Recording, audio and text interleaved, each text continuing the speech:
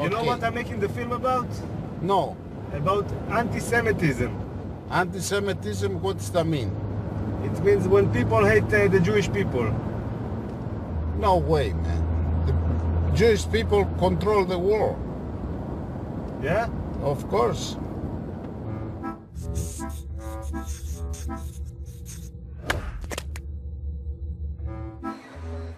Being an Israeli Jew, I have never experienced anti-Semitism myself, but it's a phrase that always seems to be in the air.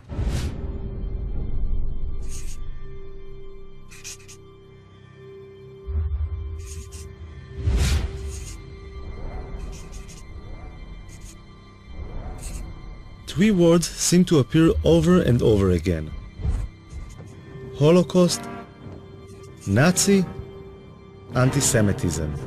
Living in a country that was founded to give the Jewish people a safe place to live in, I found this really disturbing. So I decided I wanted to learn more about the subject. Ladies and gentlemen, This is Abe Foxman, the head and face of the Anti-Defamation League. I have been lucky to have survived by miracle the Shoah. Very nice picture. The ADL is the biggest organization in the world fighting anti-Semitism, with a budget of over $70 million a year. Abe Foxman has become the symbol of the fight against anti-Semitism in the world today. I thought he might be able to open some doors for me. So I asked him to help me out with my film. Abe Foxman was very welcoming. I think he liked the idea of an Israeli filmmaker taking an interest in anti-Semitism, and he agreed to give me unprecedented access to his organization, which has its headquarters in Manhattan. He's doing a film, which I still don't understand what it is, but we said yes, yes, and yes. You're on the record. Got it. Okay? I'll be good. Okay? He's not going to hurt us. Great. On the other hand, he's a good journalist, okay? I'll take He care of wants to get, good stuff. Foxman introduced me to some of the senior staff at the headquarters. You can talk to him, too. Would you say the ADL is like the biggest Jewish organization dealing with anti-Semitism? Oh, yes, yes. In the world. Yeah, there's no question about that. Yeah, certainly in the United States, but I would say in the world. We have all of our 27 offices all over the country with their ears to the railroad tracks. It starts with an insult, a denigrating statement, and at the very top, what you have is genocide. And in between is every bad thing that can happen to somebody. This is my grandmother. She's over 90 years old and she lives in Jerusalem. I decided to tell her about the film I am making. אני ישראלי, כן? אני אף פעם לא הרגשתי מה זה אנטישמיות. אז אני שואל מה זה בעצם, אני בא ומנסה להבין מה זה. נו, אז עכשיו אתה יודע מה זה? אני לומד. אתה לומד. זו הסבתא שלך יפהפייה, זו אני. Her family emigrated from Russia in the 19th century because of the strong Zionist ideology. The first Zionists came to Israel, or Palestine as it was then, because they thought it was the only solution to anti-Semitism. אנחנו ציונים נלהבים. אנחנו לא נחליף את המדינה ולא נחליף את העם בשום פנים ואופן. לכן כשמדברים על דברים כאלה זה פוגע. זה מרגיז. איזה דברים? על יהודים, על אנטישמים, על הדברים כאלה. אבל הם אומרים שיש שם הרבה אנטישמים. איפה שמה? אז למה הם לא באים אם יש אנטישמים? אם יש אנטישמים, למה הם לא באים? עד שירגו אותם. מה? אז למה באמת הם לא באים? למה הם לא באים? הם אוהבים כסף, יהודי אוהב כסף. יהודי זה רמאי. יהודי זה רמאי.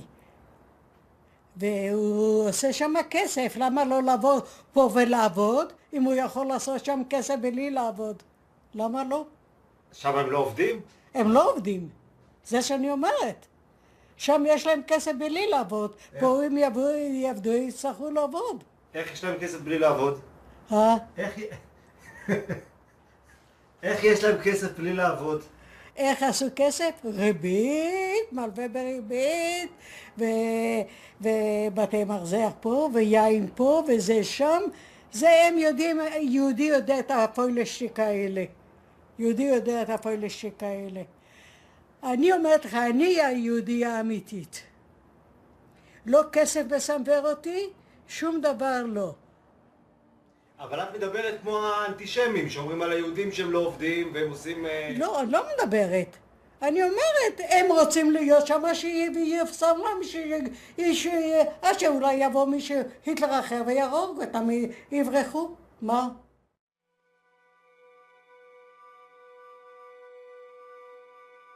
Tens of thousands of Israeli high school students fly to Poland each year to learn firsthand about the Holocaust, the worst genocide in human history and the most terrible result of anti-Semitism. When I was in high school in the late 80s, there were less than 500 kids going on this trip in the whole country. Today, there are more than 30,000.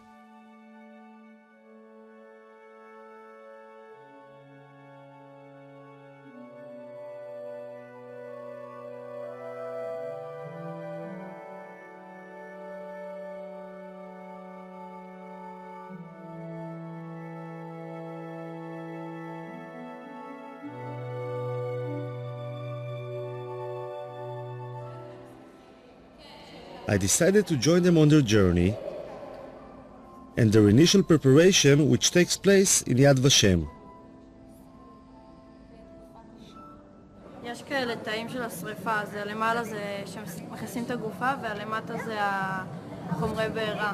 יצא להם גז מלחת, יצא גז ציקלון B. פה אנחנו רואים כבר את הגופות. אותה שהם יצאו, הוציאו להם את השיני זהב מהשיניים.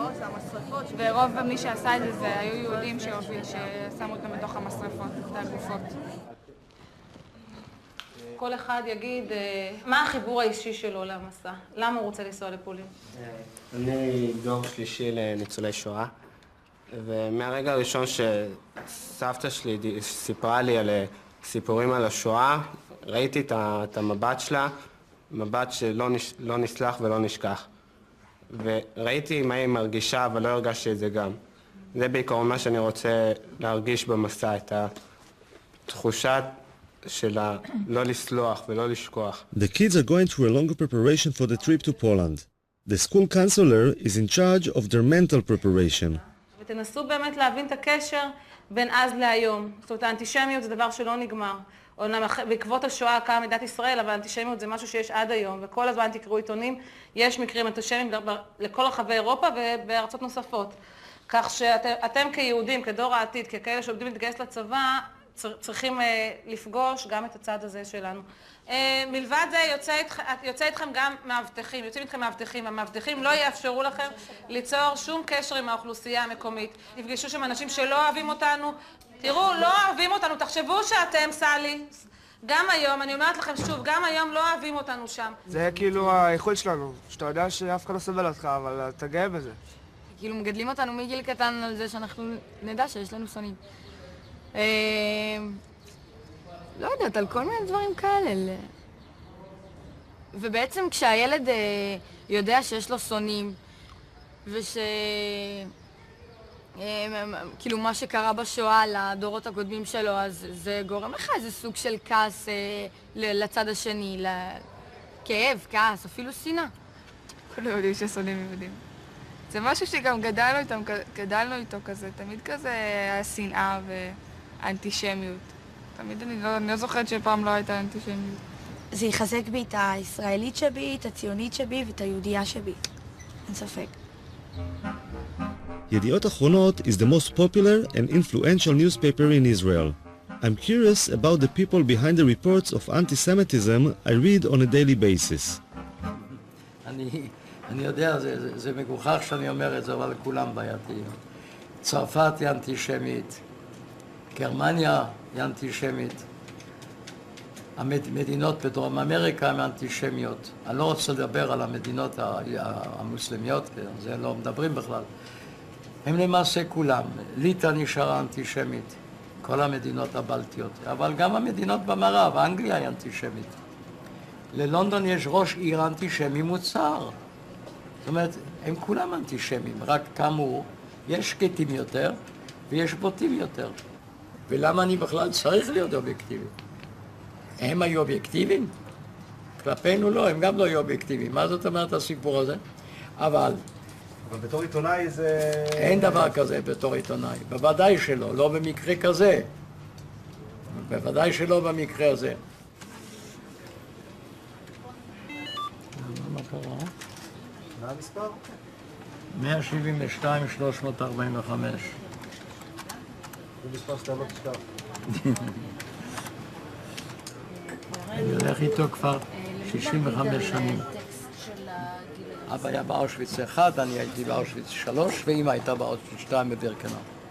Noach is over 80 years old and is making sure that the future generation of reporters will be just as committed as he is. ירידה זה פחות כותרת מעלייה? פחות. אז עלייה זה טוב. עלייה זה לא טוב, עלייה זה רע. עלייה זה טוב לעיתון. בדיוק.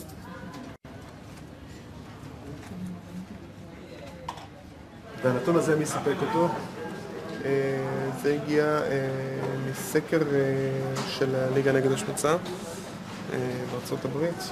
בהחלט שווה לתת לזה מקום די נרחב בעיתון. The headline in the Israeli paper was quite worrying. I wanted to see how the Anti-Defamation League actually fights anti-Semitism. Where the hell is he?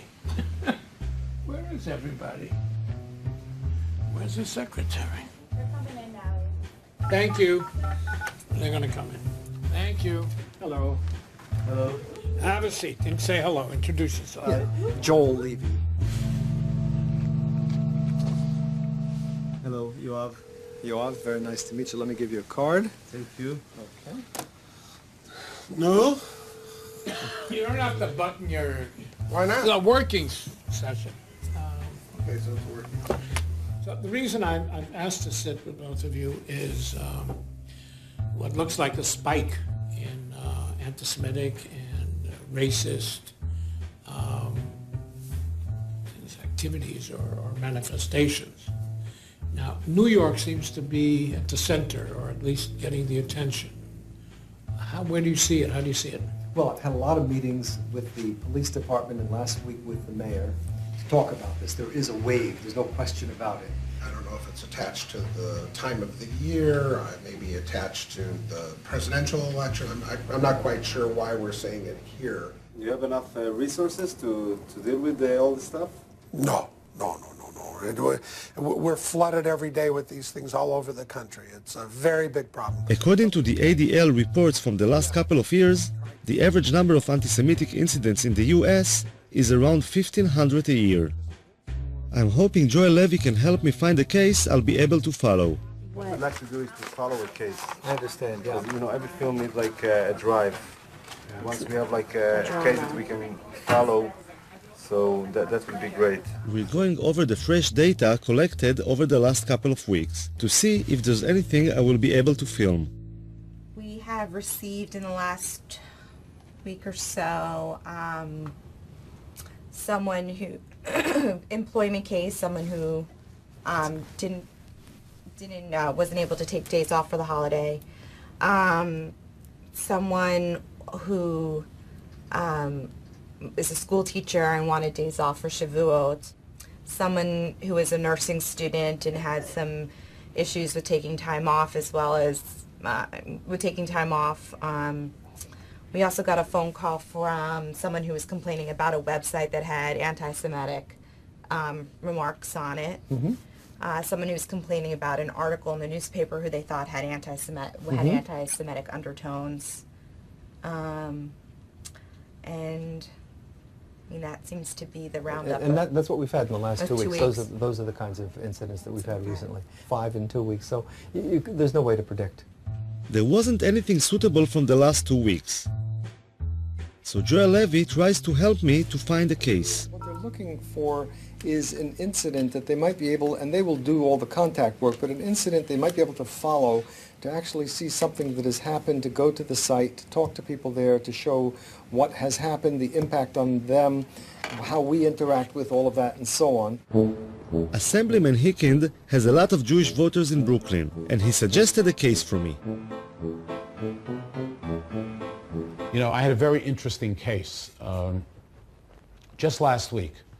A woman went to a funeral in not too far from here, thousands of people, and she heard a police officer on the phone say something to someone else, something very derogatory about the Jew something to somebody. This woman was at the funeral, she heard this. She was so upset, she wrote me a letter, I could show you the letter, and she called me. Yeah. Okay. Is this the only letter? Yeah. Okay. You want me to read part of it to you? Actually, you could look at it. I overheard a very disturbing conversation that a policeman had on his cell phone. I heard him say very loudly, I wasn't even standing close to him, quote, "I'm just finishing this Jewish shit." Sorry for using this kind of language, but this is the exact quote. I was so offended by the vulgar language, which is never appropriate, etc. And she goes on. I made it that the police officer called the woman. He apologized on the telephone. Hikin thought it was a good case, but the police wouldn't let the officer go on camera, and the Jewish woman seemed to be satisfied that the policeman had apologized. I realized that it might take some time to find a suitable case to film, and the kids had just finished their preparations, so I had to join them and fly to Poland.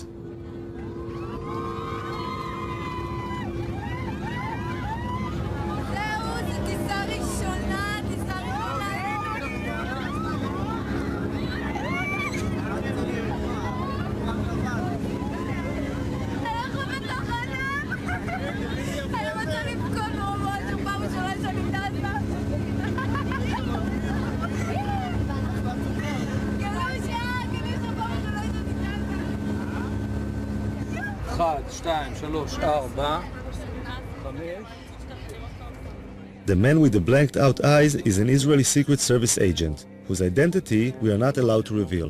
במידה ועכשיו קורה איזה מצב ששומעים איזשהו פיצוץ, לא משנה כרגע מה שאני מבקש דבר ראשון, כולם לשבת או לשכב אפילו במעברים כמה שיותר מהר, בסדר? Traveling around Poland today, it's hard to imagine what it must have looked like over 60 years ago. But the guides help the kids to visualize and feel how it was under the Nazi regime. יסמין, את תהיי מבחינתנו המודל של אמא של דנקה, את תיכנסי מתחת למדרגות שם ליד העצים ואנחנו נצלם אותך. הייתה ילדה בשם דנקה שהייתה גרה כאן, אוקיי? והגרמנים היו זורקים פה את היהודים מהחלון. היו זורקים אותם, ואתה יודע, היו מתחבאים. אז לפי מה שהבנתי, אמא שלה נתפסה, והיא ניצלה. מה היו עושים הגרמנים? היו זורקים אותם מהחלון פה, אתה רואה? תסתכל. היו זורקים אותם, ואת החפצים שלהם, והיו מחפשים אותם, כי היהודים היו מתחבאים מתחת לרחובות ובארונות. אני כאילו דנקה עכשיו.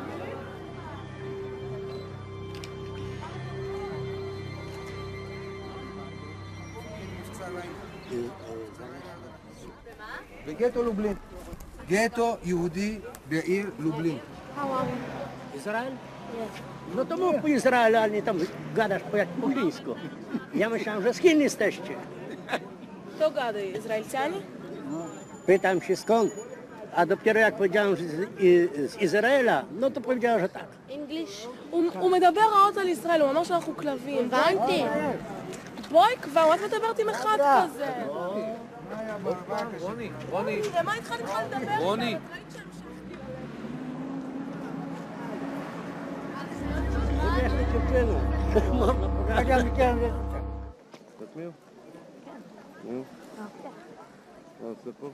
שומר עלינו מהאנטישמיות, כאילו שומר, שלא יבואו מתנגשים או כאילו יעשו לנו משהו בלי ש...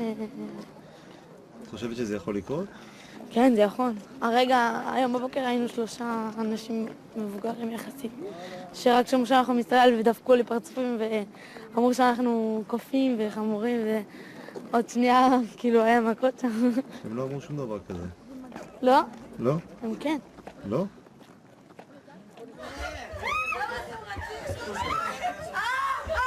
Go to your rooms right now. Right now, go to your rooms. Oh, sorry. Right now. Go to your room. What happened here?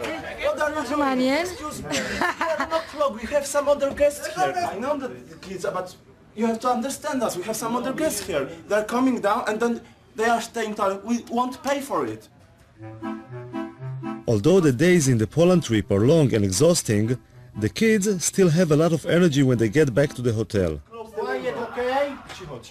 But close the window and stay in your room, okay? למה אתה לא יוצאים? Yes. לא קשור לעייפות, מה, הייתי יוצאת. יש ניאו-נאצים, כאילו פה בפולין, שיש סכנה, יש לנו סכנה, כי נגיד הם יכולים לדפוק לנו בדלת בלי שנדע מי זה, ויכולים להתחיל לזרוק דברים מהחלון. זה מה שנגיד הסבירו לנו בארוחת ערב, הביאו לנו תדרוך, שתכלס אנחנו לא במדינה אוהבת, אנחנו במדינה יחסית עוינת. נגיד אם יגלו איפה אנחנו, עשינו לנו פה הפגנות בחוץ, או אבנים זרקו עלינו, ונגיד לפני שבועיים נכנסו לי פה שיכורים, כאילו ניאו-נאצים, התחילו לדפוק פה בדלתות וחיפשו יהודים. ככה כאילו הסבירו לנו אתמול בארוחת ערב. מי הסביר? השב"כ, תשמע, הוא דפוק, אנחנו אוכלים בסבבה, פתאום הוא בא, יש לי כמה דברים בשיא העדינות. אתה רואה כזה, אחד כזה, אשכנזי חמוד כזה, פתאום מתחיל לדבר איתך על ניאו-נאצים וזה, כולם היו בשוק, לא יכולים לסיים את האוכל.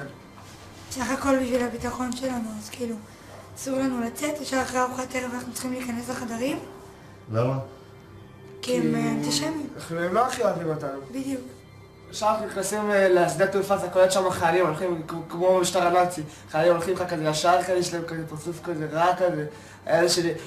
אלה שדפקו לנו את הדרכונים שלנו, נראה כמו קציני אס-אס.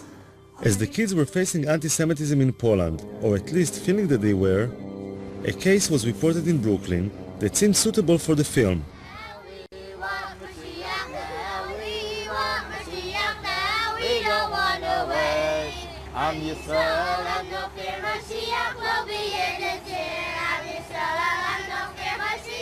According to the report, a Lubavitcher yeshiva school bus, full of young children, had been pelted with stones as it was making its rounds dropping off children.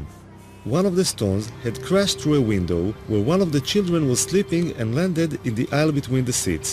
A second stone broke a window and barely missed two other children. Two mothers witnessed the incident and gave descriptions of a group of black youths between the ages of 10 and 12. So were you scared? Were you scared? I was worried for the kids.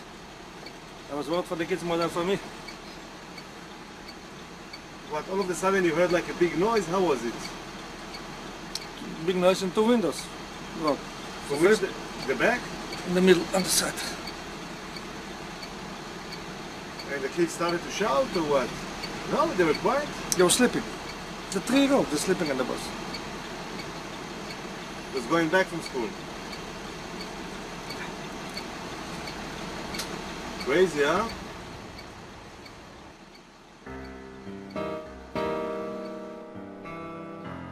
Crown Heights is a mixed neighborhood of Jews and blacks. In 1991, there was a lot of tension between the two communities, leading to the Crown Heights riots, which went on for 3 days and resulted in many casualties. This is Binyamin Lifshitz, the local reporter in Crown Heights. Maybe put your arms like, you know... Folded? Yeah? I'm not a poster boy. He was the first to report the incident. Not a big, strong guy. See, where the rocks went into the bus over there. Just, wait, can you go back to that? And, I mean, most of the crime incidents in Crown Heights are targeted at Jews? It's always been known throughout the course of history, Jews are soft targets. We've been the victims of so many major incidents, genocides and catastrophes and Holocausts and everything. It's just the way we are. We've always been victimized. When a black guy sees two people walking down the street, a black person and a Jewish person, his choice to attack someone will not be a black person. Because a black person, you never know. What is that guy? Does he carry a knife? Does he carry a gun? A Jew is a soft target. It's always been known like that, which is why we always encourage to walk in pairs, which is why we don't walk so much outside, like at night, so to speak, alone.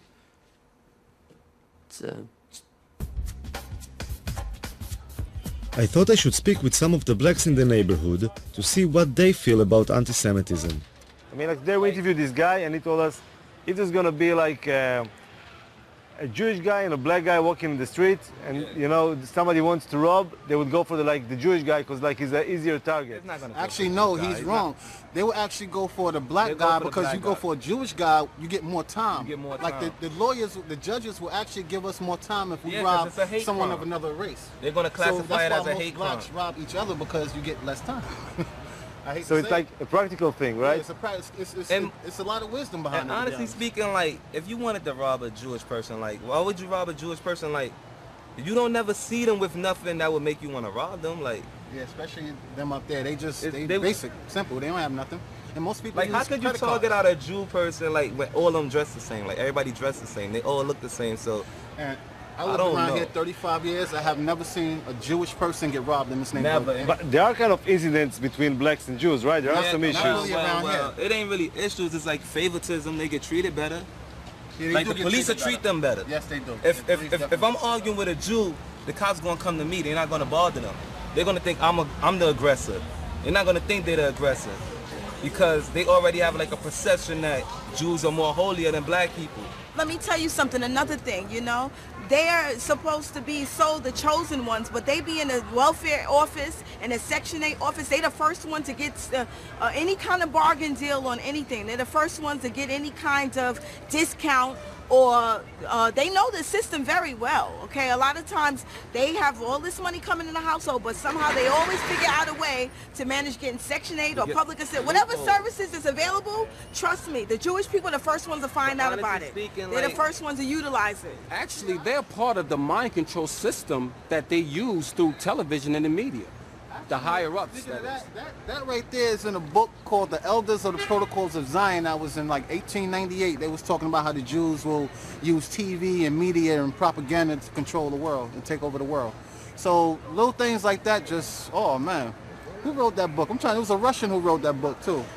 Elders, whoever's watching this, Elders of the Protocol of Zion, read it. It gives you an idea, the blueprint to take over the world. It is. They're implementing it right now. It's actually, when you read it, they say it's false. But when you read it, you see everything coming to light. The Protocols of the Elders of Zion describes how a group of all Jews sit around the table plotting conspiracies to take over the world. But that's considered to be like a really anti-Semitic book, you know. It is anti-Semitic to a certain. It's really not anti-Semitic. It's not anti-Semitic. It's like people keep saying things and they really don't know what they're talking about. If somebody's telling the truth, if somebody's telling the truth about something, why does it have to be anti-Semitic? Because it's not in the Jewish people's favor. It's not anti-Semitic. It's just somebody being honest. Facts is what it is. Bottom line. No, but just to put things straight, like this book, the books of the elderly of Zion. That was actually, they said it was written by a Jew actually. So it's really not anti-Semitic. But this book was like kind of a fraud, you know? Yeah, they say it's a fraud. There wasn't such a thing, you know, it's like a bunch of people sitting together running the world, you know, this is kind of bullshit, But you you know? said that's bullshit? That is not true, this is like a false book. That's not bullshit, as far as like a bunch of people sitting together running the world. The United Nations is a bunch of people sitting together running the world, so how could you say that's bullshit? No, it's different, you know, because... Alright, so... Exactly, there's no difference. You said some like pretty hard stuff about like, you know, Jewish people and stuff like that. See, no. Hold on, you gotta listen. Let me finish. I mean, like, so maybe when they like see you guys on the streets and they feel like afraid or they feel tension, there is something, you know, like... That goes to what I was telling you before. They don't know us. They never took time to get to know us. She was telling you that they separate themselves from us. They don't want to know us. So when you don't want to get to know someone, you would never... Speaking, You're trying to manipulate the conversation. No, I'm just asking.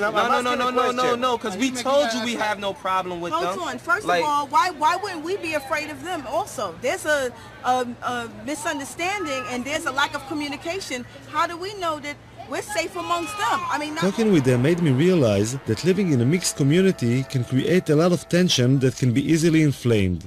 I went to talk about the situation with Rabbi Hecht, one of the leaders of the Jewish community and Commissioner for Human Rights. Even the attack on the school bus. Not every time when somebody calls somebody with a name that you're a Jewish so-and-so or you're a black so-and-so, does that mean that I am a racist in heart or an anti-Semite anti-Semite in heart, or that I'm doing it only because of anti-Semitism. If 5 crimes happen, 5 blacks against 5 Jews, it has to be anti-Semitism. Why? Listen, even if the reason why I hit that Jewish kid is because I knew that he's not going to fight back, or the white woman in this neighborhood was a Jewish woman, I stole her pocketbook because I know it's going to be easy prey. That's not called anti-Semitism.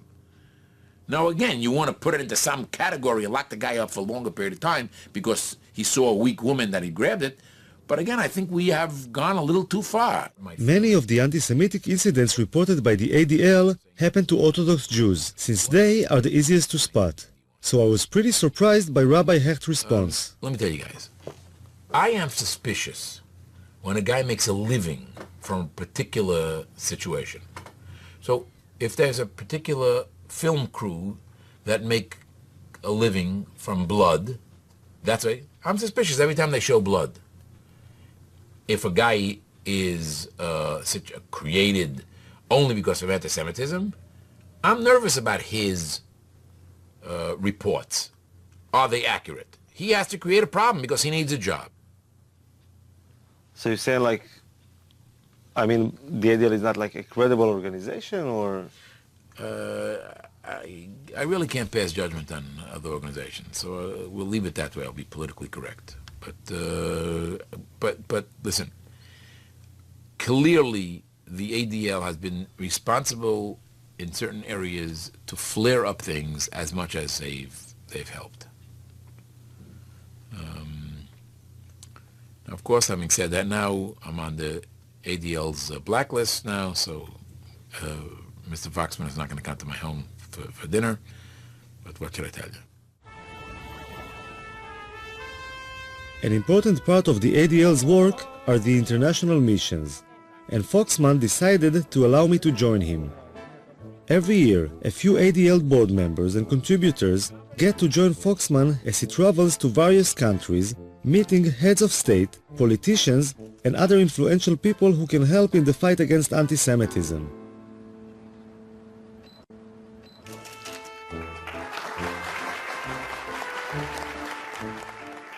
It's like an organized tour, but apart from visiting museums and other tourist attractions, the chosen ADL members get to join Foxman in taking an active part in the struggle against anti-Semitism. You have to debate what is proportionate when someone attacks you. You are serious people, and you're here for serious business, and you're going to see the Holy Father, and everything the ADL does is serious business. The police escort along the way made me realize I was traveling with some pretty important people. I'm seeing the Pope tomorrow. Rodi Friday. Oh. That's the name, yeah. Good job. Mark Antonio.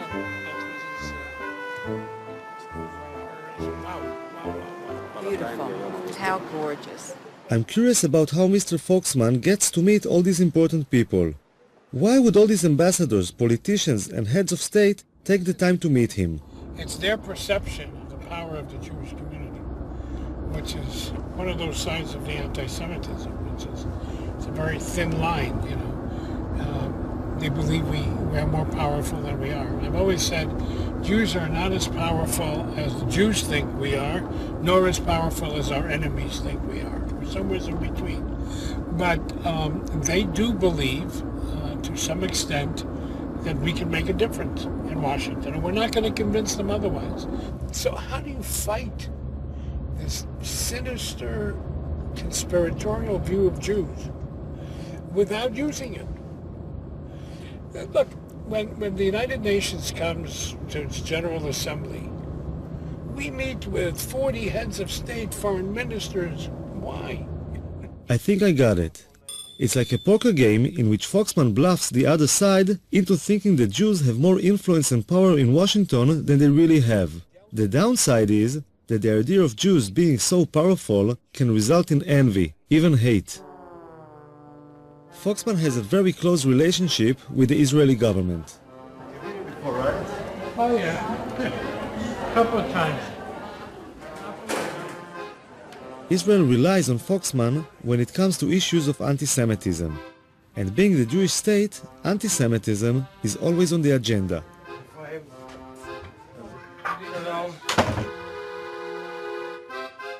Hi, Abe. I wanted to ask you, since we met last, about the issue of Venezuela. Because I heard voices kind of saying it's not so bad, and Latin America is not so bad, but I'm not convinced. And the question You is, have good reason not to be convinced. You have good reason. It is getting worse. Right. And little by little, as long as oil money works. I'm told that by our experts, it's the only, except for Iran, it's the only government-propagated anti-Semitism today around the world. It's already Formally, right. This is First quite scary. within the country and then outside. So are you pressing in any way? We've talked to Jesse Jackson, who has a relationship, but it's not for camera, but there are other plans. We'll talk about it in a minute. So we have a very beautiful view from here. The first example of what Foxman is talking about was a meeting with a special advisor to the Ukrainian President Yushchenko. The Ukrainian government would like to distance itself from the embrace of the Russians and strengthen its ties with the West, most especially the United States. They believe that the Jews can become their allies in the US Congress. We come to celebrate your democracy, but we also come with mixed feelings. The history of the Jewish people in this country is primarily one of tragedy. We would like to see a more active, a more aggressive approach to dealing with issues of anti-Semitism. It took a long... Foxman is concerned about the Ukrainian government's comparison of the famine in the Ukraine before World War II with the Holocaust. The one thing that you need to be sensitive about is not to link it with the Holocaust. I know. Be careful that it not be played as your genocide, our genocide, because that will be counterproductive on all sides. We, of course, respect Holocaust, and I understood your message, and we try to be very, very diplomatic. Here it is. I was impressed by the way Foxman handled the meeting, but it also raised some questions for me.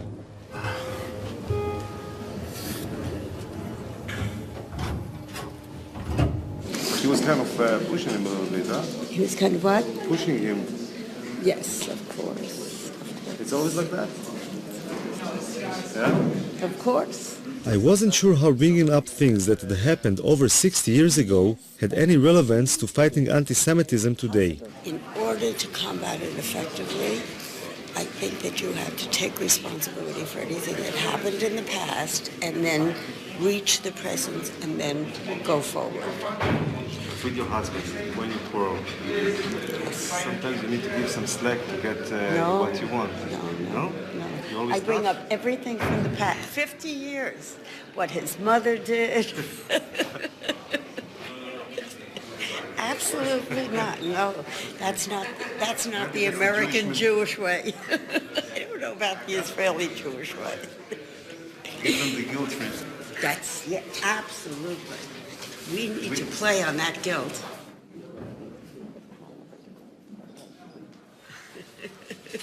I asked when you're having a quarrel, whether she give you some slack sometimes to make up, but she said no. I'm always wrong and she's always right. But wait a minute, do I ever forget anything in the past? Never. Suzanne will tell me 20 years ago what I did wrong. If we have an argument now, but 20 years you did this. I said, but Suzanne, it was 20 years Wait a ago. minute, but do you know why? Because he has not stood up and taken responsibility for that behavior. The guilt trip she's giving you, does it help?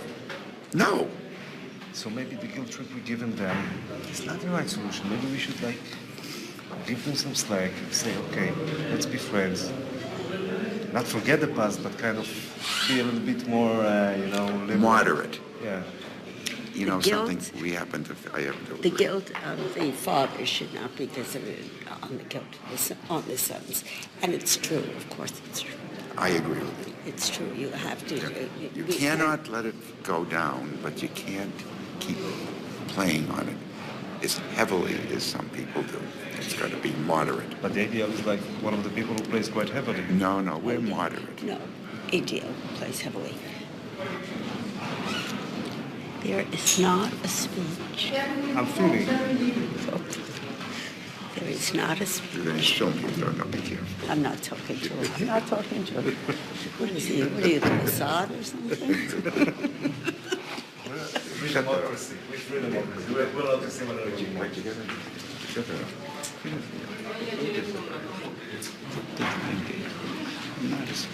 I was fortunate. Моя телефона не забудьте ваши. I'm passionate, believe me.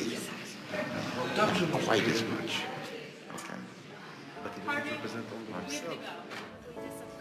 I could understand Abe's sensitivity to the Holocaust being a survivor,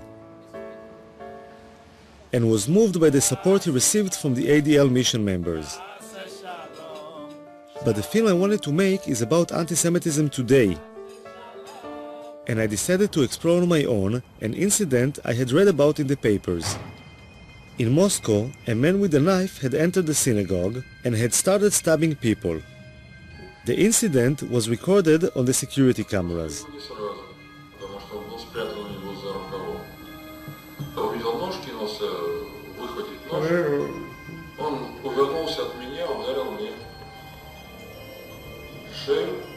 Раздались истерические, неестественные крики, как будто убивает человека. Мы все бросили молитвы и выбежали из дома.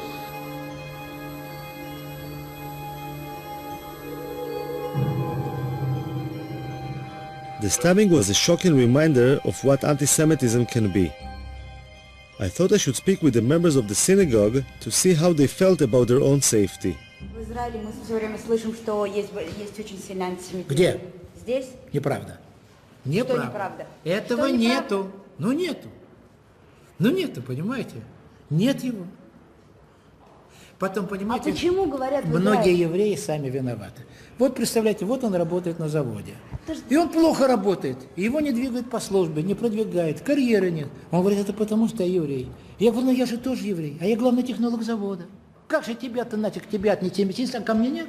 А почему в Израиле говорят, что здесь очень сильный антисемитизм? Ну что-то надо говорить. Ну что-то надо говорить, как-то себя надо оправдывать. И все свои неудачи в жизни человек это объясняет. Вот я был еврей, вот меня притесняли, вот мне не давали дорогу. Ну хорошо, ты приехал в Израиль. Там тебя никто не притесняет. Что ж ты и здесь не продвинулся? I didn't understand. How come these religious Jews, who go to the synagogue every day and are such easy targets for anti-Semites, don't seem so concerned about their personal safety? I decided to ask the local rabbi in Kiev about it. The truth is that for some reason secular Jews are more worried about anti-Semitism than religious Jews, if you noticed. It's not that way. It's just that on their agenda of being Jewish, anti-Semitism is not part of being Jewish for an Orthodox Jew.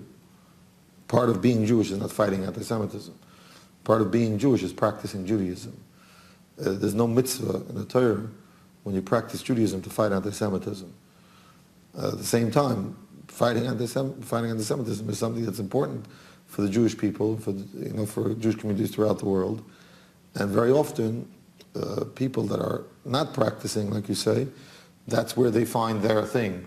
So they'll, express their Jewish identity in a way that they'll be fighting anti-Semitism and thereby helping the community, in its fight for anti-Semitism.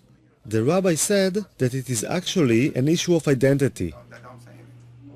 I wanted to know if Suzanne and Harvey Prince would agree with this theory. Yeah, I mean, we can't film this because, I do think that the ADL helps to reinforce our Jewish identity because we're not Orthodox and we don't have a religious Jewish life. The ADL provides a forum to be Jewish. I mean, it certainly is 99.9% Jewish, and it gives us an opportunity to explore being Jewish, to look at Jewish issues, and it does reinforce our Jewish identity.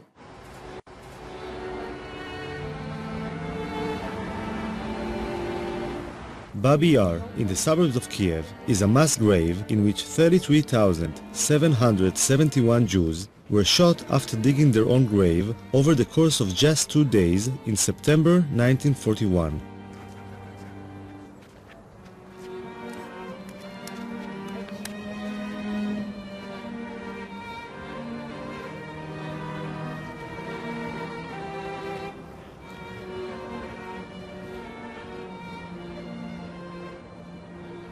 I think the worst thing for me, standing here, is that it could happen today. Oh, God. I agree. Yeah.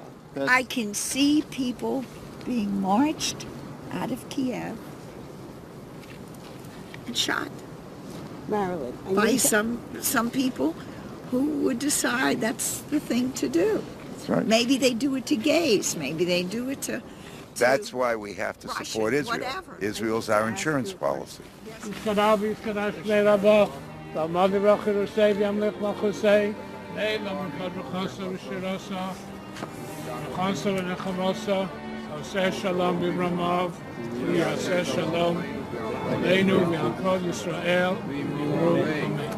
it was a question of the continuing existence of Israel, would you move to Israel? Yes, in a minute. Good for you, I tend to say. In a minute. Because as far as I'm concerned, without Israel, there isn't a safe Jew in the world. That's the way I feel. I agree. I agree. So you have two people who immediately move to Israel if you have a problem. Right. If Israel needs, you have two people I right there. joined the army. They wouldn't take an old lady, but I would be there. I'd roll bandages. He's I asking, don't know. he's asking a question, the journalist. Does that mean that you're more loyal to Israel then? No, of course not. That's right.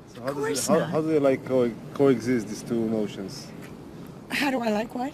How these two notions coexist? The fact that Easy. You love your children, you love your husband.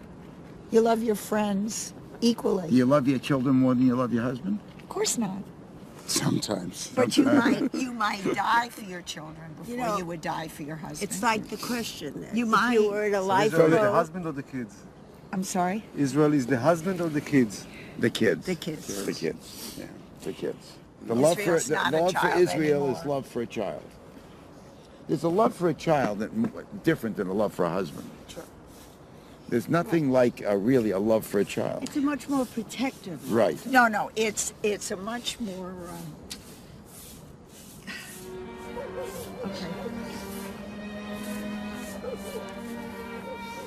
According to the ADL mission members, Israel is a child which needs their support, but is also their insurance policy in case something terrible should ever happen again. But at this particular moment, this insurance policy was busy being a teenager making its way to Majdanek concentration camp near Lublin.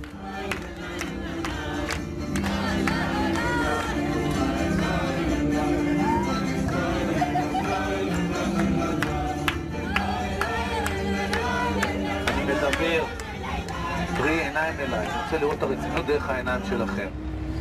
אנחנו עוברים לשלב הבא של הרצינות, השלב הבא של תשומת הלב, אנחנו מגיעים למיידניק.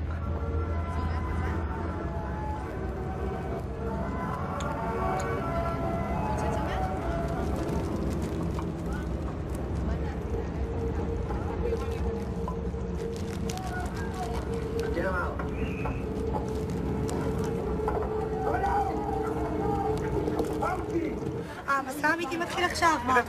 עכשיו הולכים לראות את כל הדברים המוחשים. עד עכשיו רק ראינו כאילו, אתה יודע, בית כנסת ודברים כאלה. עכשיו הולכים לראות ממש איך השמידו אותם, את המשרפות, הכל. יהיה קשה.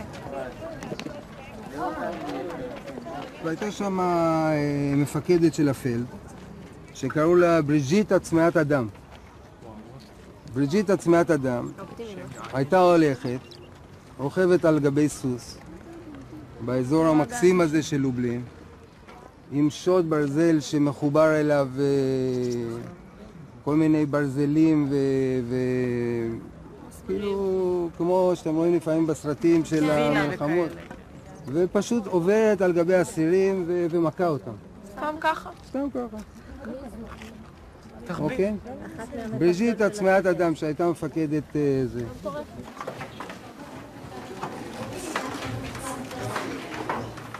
עכשיו, כמו שהסברתי קודם, שליש מהנרצחים פה נרצחו בגז, ושני שליש פחות או יותר נרצחו על ידי התת-תנאים שהם היו צריכים לחיות פה. לכו על זה. כן, נכון. אז יכנסי לזכור את הדלת.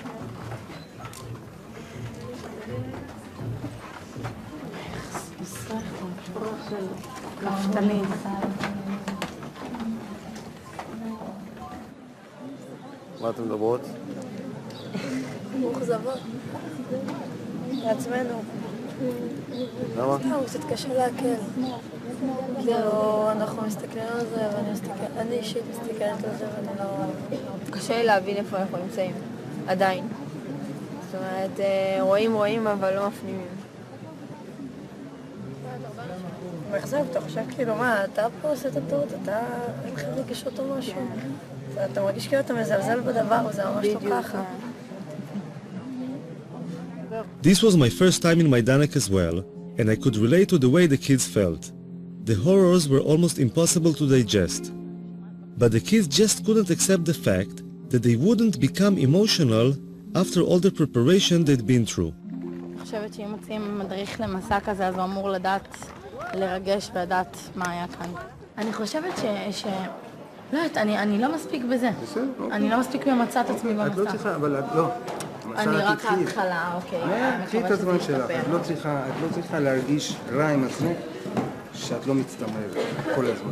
אני מרגישה רע עם עצמי שאני מרגיש שאני לא ממצא את עצמי. לא, אבל אז אני אומר עוד פעם, את חובה עכשיו להביא דברים, תני לעצמך את הזמן, זה מה שאני מבקש, לא יותר מזה.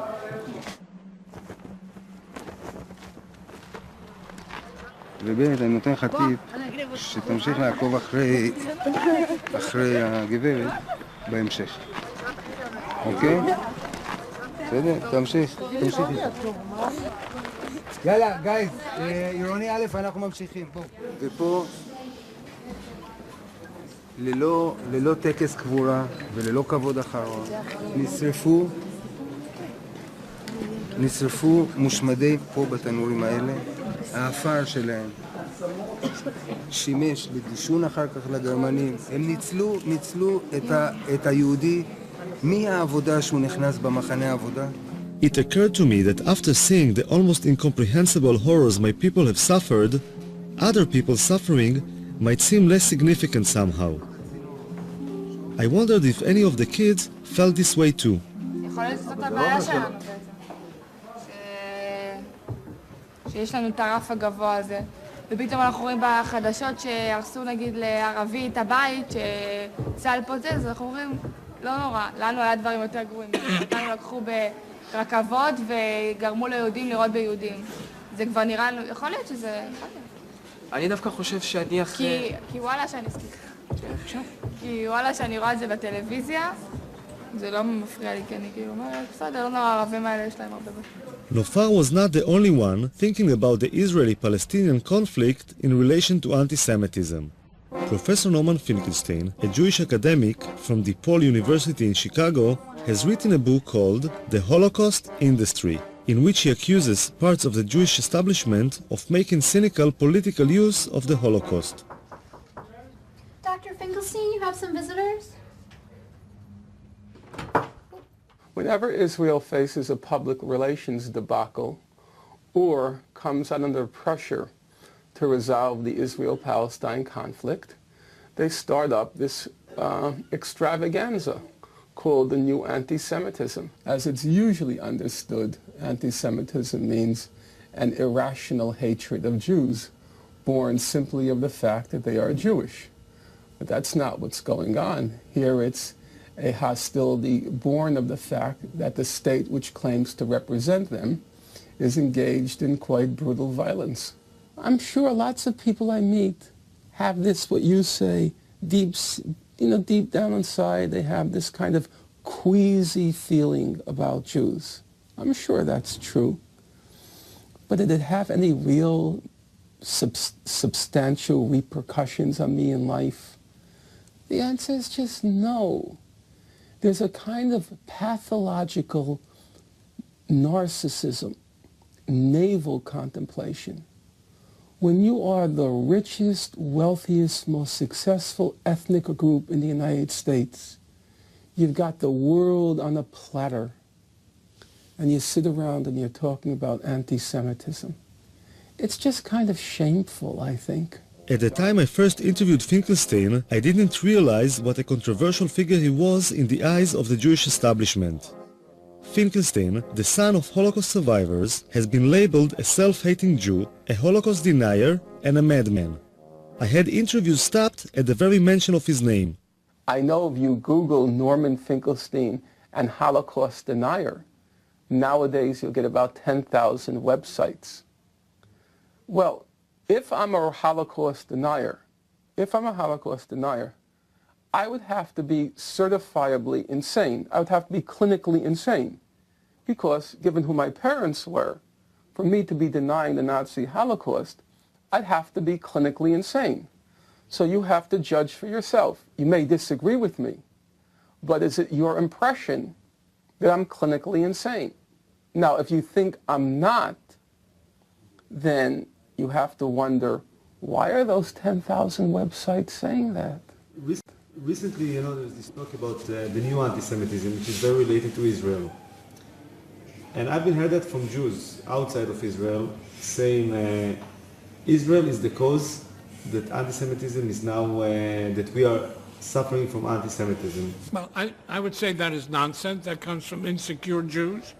I think people use Israel as an excuse to rationalize and legitimize, because in many places of the world, anti-Semitism is not acceptable.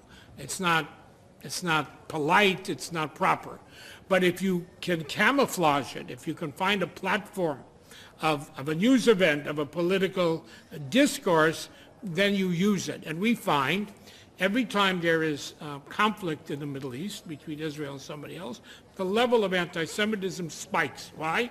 Because the anti-Semites come out of their woodwork, and now they can express themselves in their anti-Semitism in what they consider a legitimate, licensed way. Strangely enough, Foxman and Finkelstein agreed on one thing, which is that most anti-Semitic incidents nowadays fall under the category of new anti-Semitism.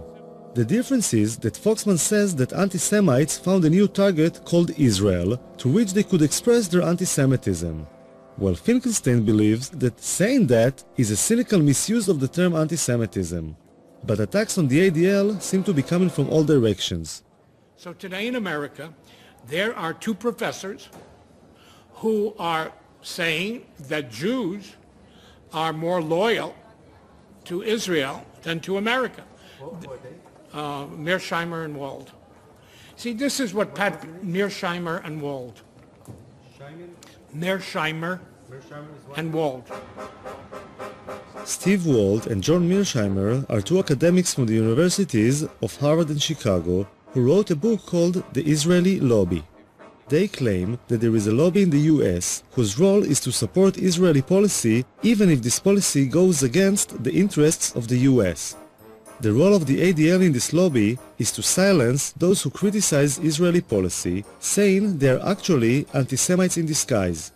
Walt and Mearsheimer were invited to Israel by Gush Shalom, a left-wing Israeli organization whose head is Uri Avneri, a former parliament member and a peace activist. I was very happy that they accepted our invitation and agreed to come here.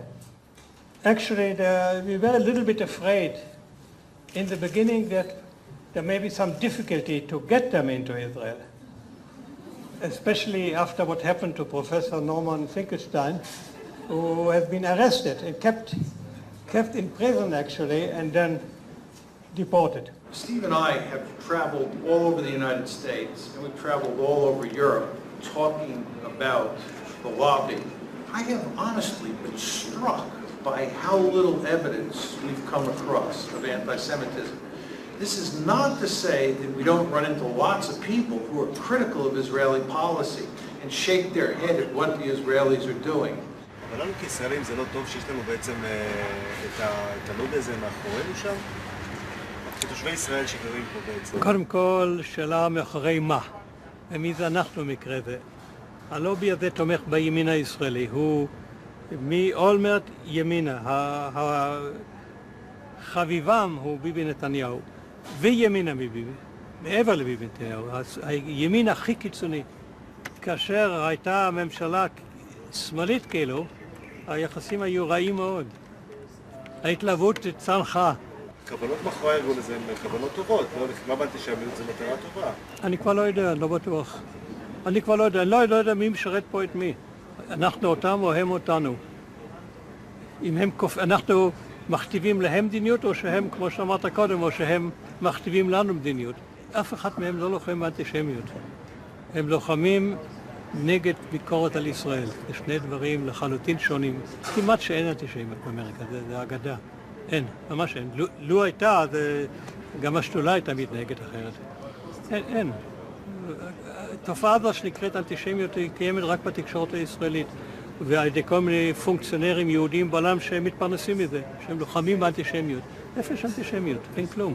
מעולם ישראל מצבה של היהודים באמריקה, מצבם לא היה כמו היום. מה, אנטישמיות זה המצאה ישראלית? המצאה יהודית? אנטישמיות? אנטישמיות היום? במידה רבה כן. כל אחד פוחד מאנטישמיות בגלל הזיכרונות ההיסטוריים, והיהודים מפוחדים תמיד.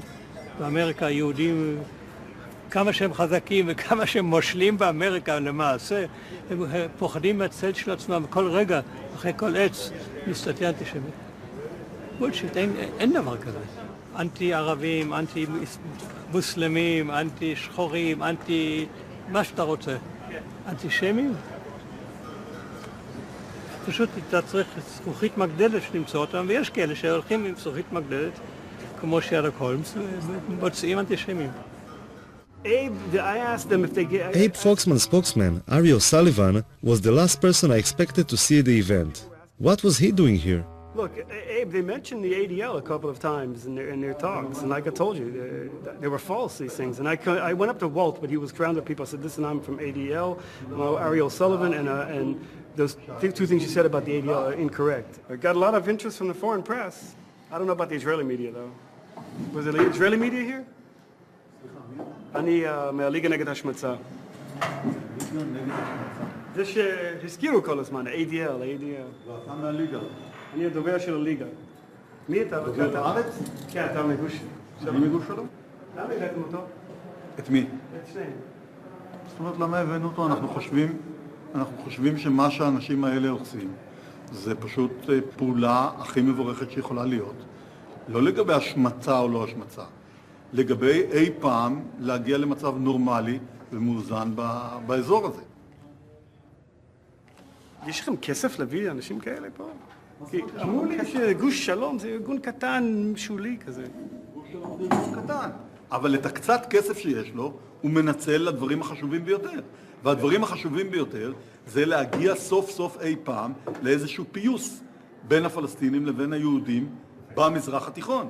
והדרך היחידה לעשות את זה, זה לגרום שהמדיניות של מי שתומך בישראל, לא משנה מה היא עושה, שהמדיניות הזאת תתחיל להיות קצת יותר נורמלית.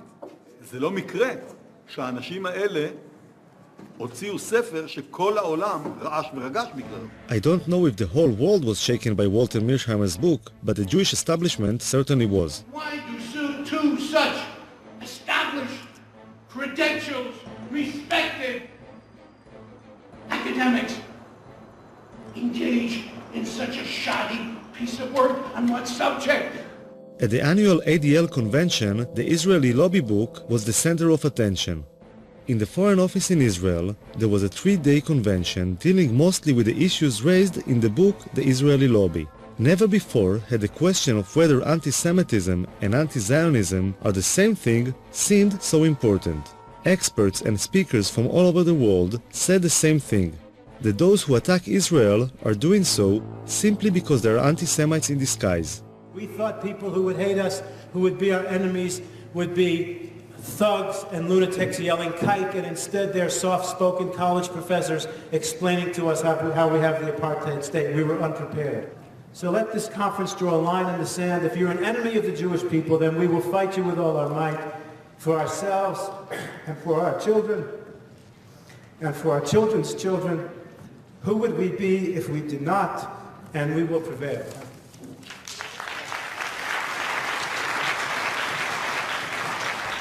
After 3 days, something happened which was more or less the equivalent of a bomb being thrown into the room. If you came down from space, you would think, having looked at this conference, that there was absolutely no problem in the West Bank or in Gaza. One element of the reason why so many people around the world are angry with Israel is because of the continuing settlement and occupation of Palestinian land, and because Israel, which has state power, has not done enough to end the occupation. One of the reasons. Such an occupation cannot be sustained without racism, without violence, and without humiliation against the people who are occupied. Thank you. I don't get it. I just don't get it unless you were ironic.